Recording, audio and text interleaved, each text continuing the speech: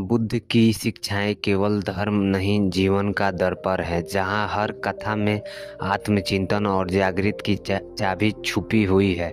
बुद्ध और अंधा ब्राह्मण ऐसी ही एक मार्मिक कहानी है जो हमें बाहरी अंधकार से ज्यादा भीतर के ज्ञान को पहचानने की प्रेरणा देती है। यह कथा एक वृद्ध ब्राह्मण की है जो आंखों की रोशनी खो चुका है, लेकिन बुद्ध के सानिध्य में आत्मज्ञान की नई दृष्टि पाता है। यह कहानी हमें सिखाती है कि सच्चा प्रकाश आंखों से नहीं, विवेक और करुणा से आता है। आइए इस प्रेरणादायक कहानी की यात्रा में साथ चलें।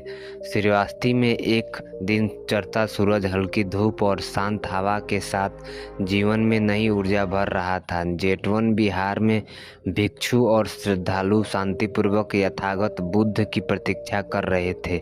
आज बुद्ध कोई विशेष प्रवचन देने वाले थे, ऐसा कहा गया था। लेकिन उस दिन की भीड़ में एक विशेष व्यक्ति था, एक वृद्ध ब्राह्मण जिसकी आंखों में रोशनी नहीं थी। वह अंधा था, सफ़ेद दाढ़ी झुकी पीछे, कांपती हाथों में लकड़ी की एक छड़ी, पर चेहरा ऐसा जिसे कोई यह ना कहे कि यह जीवन से थका हुआ है। नहीं, इसमें जिज्ञासा थी, बेचैनी थी और एक अनुच्चरित प्रश्न था। वह धीरे धीरे लोगों से टकराते हुए बुद्ध के पास पहुंचता है और वहां बैठ गया। भिक्षुओं ने उसे कुछ कहने से पहले शांत रहने को कहा, लेकिन बुद्ध ने अपने हाथों से संकेत दिया, उसे आने दो। बुद्ध के सामने बैठकर ब्राह्मण ने अपने थरथराते स्वर में कहा, हे गौतम, मैं जन्म से अंधा नहीं हूँ, पर एक समय था जब मैं भी पूरी दुनिया का रंग देखता था, लोग पहचानता था, दिशा जानता था। अब हमारी आंखें चली गई हैं, जीवन अंधेरे में डूब गया है। मैं विद्वान था, वेदों का ज्ञाता था, यज्ञों का आयोजक, लेकिन अब मेरी बात कोई नहीं सुनते। मुझे लगता है कि भगवान ने मुझसे सब कुछ छीन लिया है। मुझे बताइए, ये अंधकार क्यों है, ये अन्याय क्यों है? कुछ क्षण बुद्ध मौन रहे, फिर उन्होंने उसके चेहरे की ओर करुणा की तरफ देखा और फिर कहा। उन्होंने अपने शांत स्वर में उत्तर दिया, ब्राह्मण, तुम्हारी आंखें बंद है, यह दुखद है, लेकिन उससे भी बड़ा अंधकार है जो तुम्हारे भीतर है। ब्राह्मण चौंका। भीतर का अंधकार? क्या तुम मेरी आत्मा की बात कर रहे हो? बुद्ध ने धीरे धीरे सिर हिलाया। हाँ, उस अंधकार की जो द्वेष, अभिमान, लोभ और मोह से भरा है। क्या तुमने कभी स्वयं से यह पूछा है कि तुमने अपनी आंखों का उपयोग किसके लिए किया था? ब्राह्मण ने सोचा।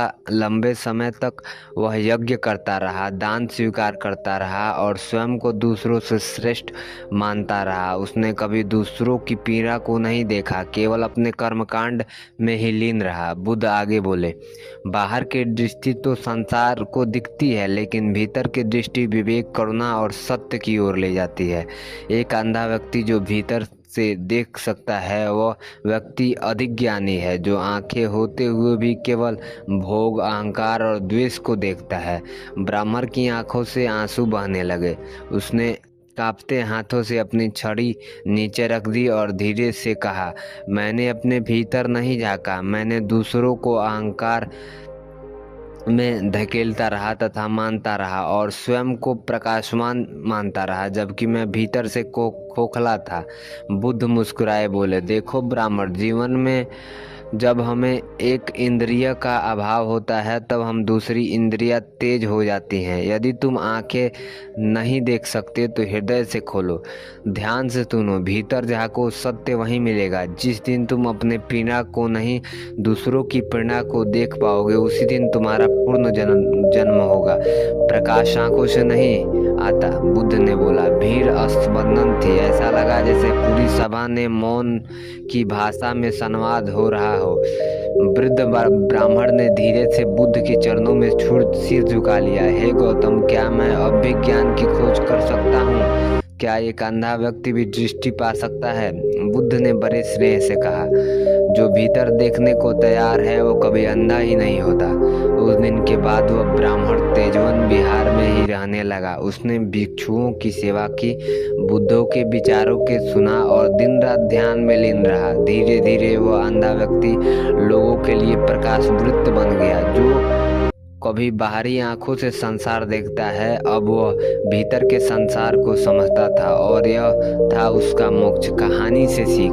अंधकार केवल आंखों का नहीं होता, विचारों और भावनाओं का भी होता है।